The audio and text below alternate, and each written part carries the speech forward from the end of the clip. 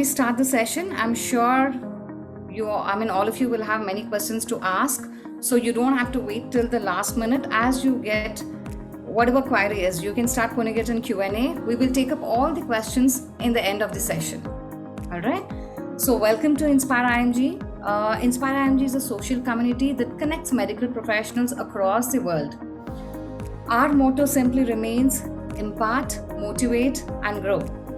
Now, the major purpose of this platform is to inspire future doctors, medical graduates exploring international career opportunities by bringing real stories, that is, real experiences of real doctors from the other side.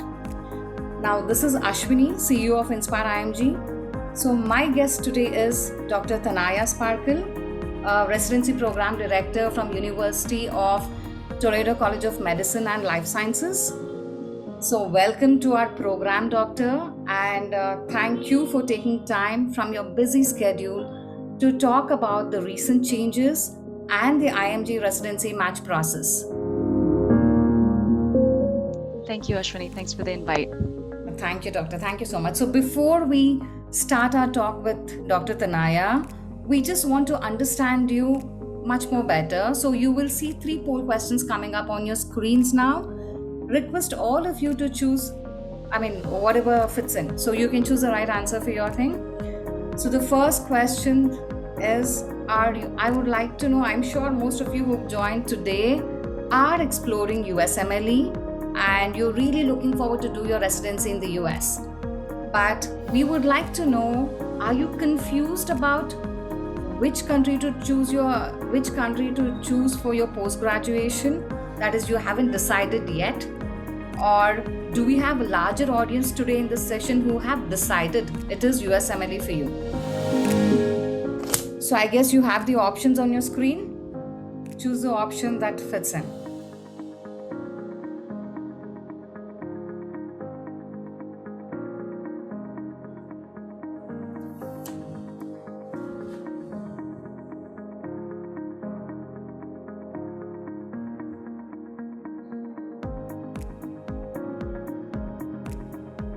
So we have 49% of doctors who are yet to decide, but it's nice. We have more than 50% of doctors or medical students who have decided it is US. Good, thank you so much. So you have another question coming up.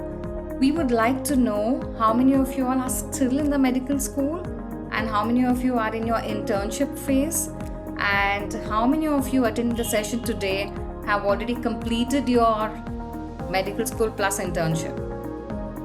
This will just help us to understand how young the audience is today.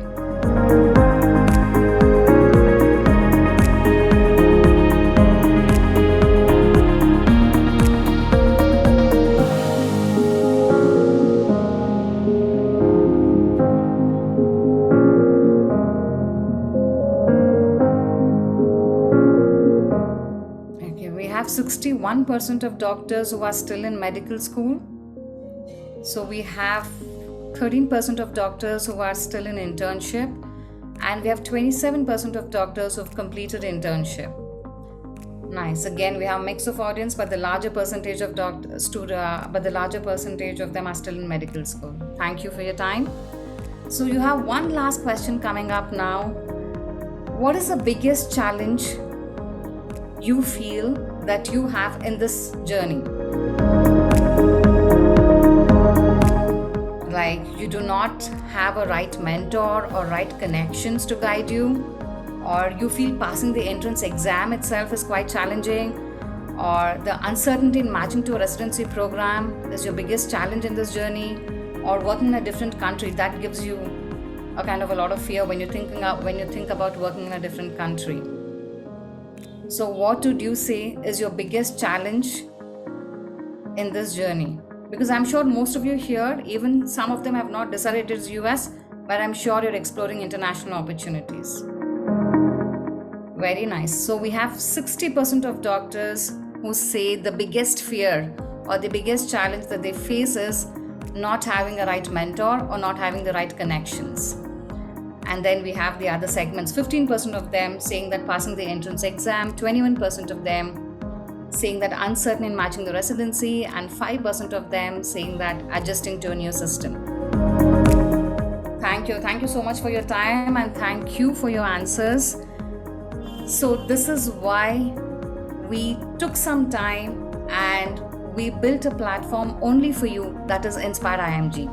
We are bringing inspirers, we are bringing leaders from different parts of the world to talk about their journey, to talk about their experience, to share their experience, and probably connect you with these consultants on the other side to make sure you have the right guidance, you have the right connection, you have the right network in this journey. So Inspire IMG, as I said, the sole motto or the sole purpose of this platform is to connect future doctors, that is young medical graduates who are exploring international career opportunities, with the consultants on the other side. So why join Inspire IMG? You get an opportunity to network with doctors from across the world, and this platform is not limited to just one single country. It is not for doctors who just want to go to US, or it is not for doctors who just want to go to UK, or it is not for doctors who just want to go to Australia. We wanted all of you to have right information in your decision-making process. So this platform is going to connect you with physicians, consultants, the successful people on the other side from different parts of the world. You have doctors, we have events, we have, just take us to the next slide. So we do have doctors coming up from Australia, you have doctors from UK talking about their journey in the UK. Later on in the October, you have doctors coming from Canada talking about IMG journey in Canada. So we are bringing in the best of physicians and consultants to share their IMG success journey. So you can see these future events, upcoming events on the Inspire IMG platform. So after we finish this session with Dr. Tanaya, we will be talking a bit more in detail about Inspire IMG and how to join and how to attend these future events. Thank you so much for your patience, and thank you so much for being there.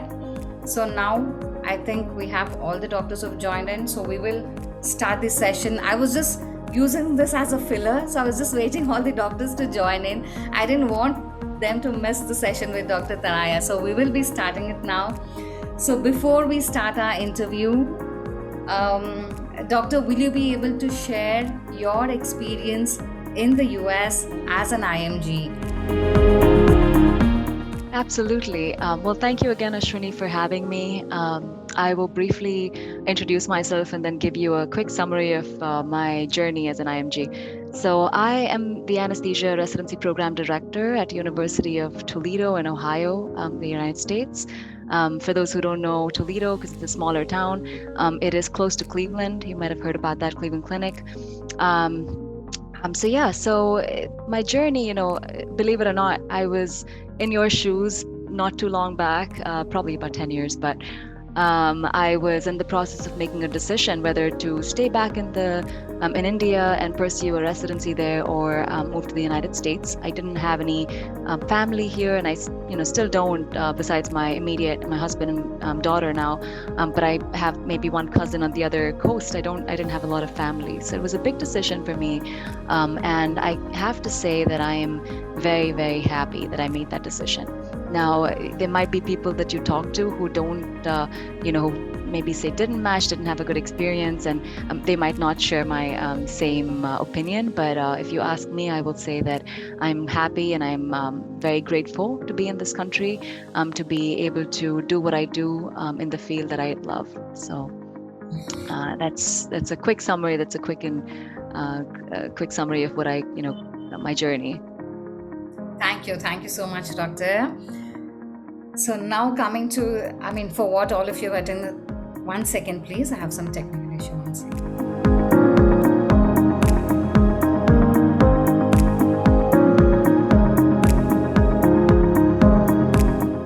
Yes. So now we will go ahead with the interview process. Now, if you all are having any questions, do not hesitate. Please leave your question in the Q&A. We will take up all the questions in the end of the session. All right. So, doctor, as a program director, what are the main things you look for in the applicant?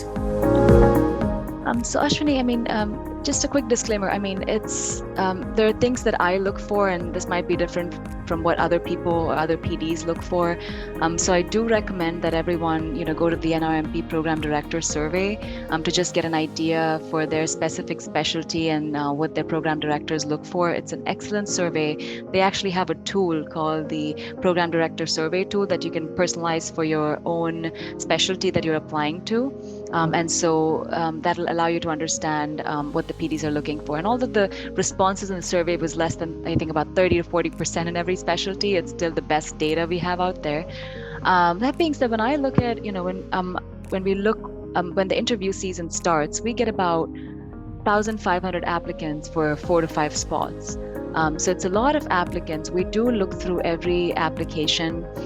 What we do is I won't lie, scores are important. Especially for IMGs.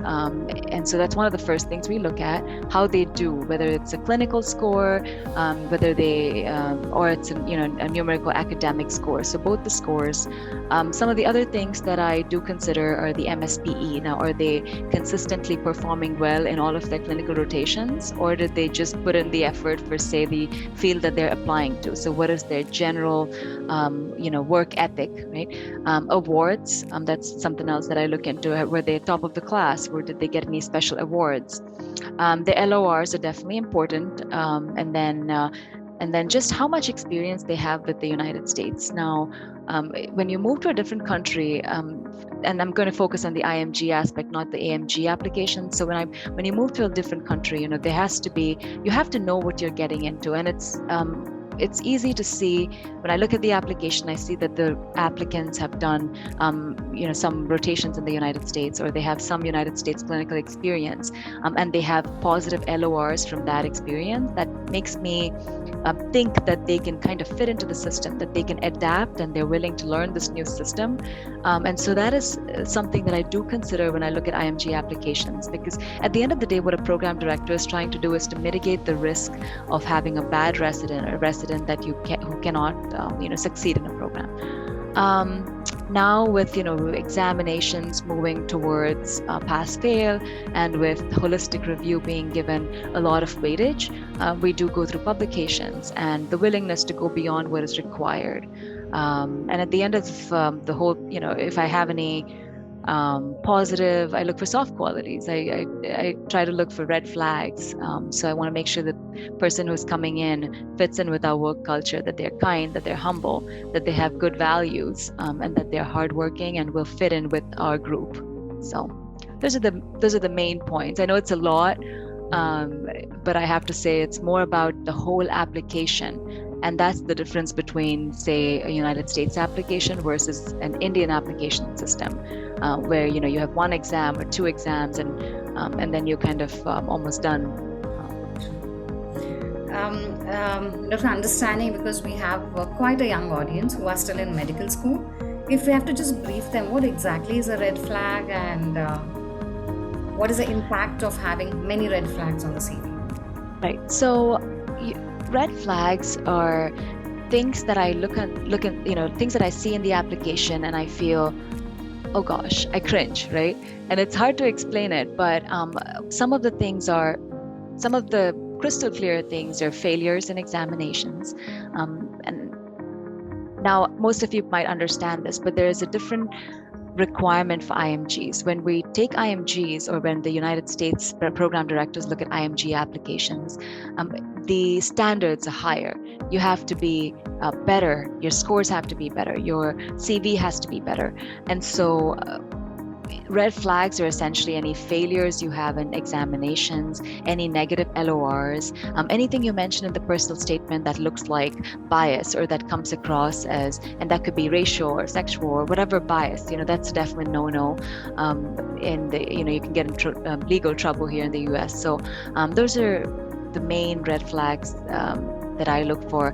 One of the other ones that I have to mention is just grammatical errors, spelling errors. Now, these are small things, but when I see an application or when I see a letter of, a personal statement that has these errors, it comes across as very unprofessional. And I often wonder if there might be a language barrier. Those are some of the red flags that I look for. Okay. And Doctor, now you said it is important to have clinical experience, or let's say USE is important. Correct. So in that way, what do programs look for in the LORs, or what is the kind of, is one sufficient, is two sufficient, is three sufficient? What is the minimum number of LORs that's required? There is no minimum. Actually, I shouldn't say that. Some programs do require a minimum number of LORs, and they are mentioned on their specific websites. I would say, if I had to pick a number, I would say not less than 3. This is because, when I see one LOR as a PD, I'm wondering, every application has 3 to 4, and so why does this person have one LOR? And I say, I suggest that if you don't have United States LORs, even an LOR from your home country, a professor who you have a good connection with, that's better than no LOR, in my opinion. Now, that being said, more number of LORs don't hurt, unless those LORs are not positive, which I hope no one does that to any applicant. But I would say at least 3 to be safe. Okay. So LORs from home country, does it have the same kind of validity that a US physician would give, doctor, or is it like home country ones are really not considered that high? Home country ones, to generalize, I would say it's not considered as highly as the United States ones.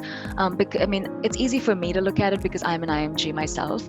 So it's a little different as compared to an American program director, because when they look at an LOR from a different country, and that could be India, Philippines, wherever it is, they don't have an understanding of the rank of the person, or even the validity of the LOR is questioned sometimes. So I think having a United States LORs, or at least a few United States LORs, helps them kind of compare the candidate in the American environment. And so they know that the person has worked in the American environment, or the American clinical work environment, and has been able to succeed and make a positive impression on that person.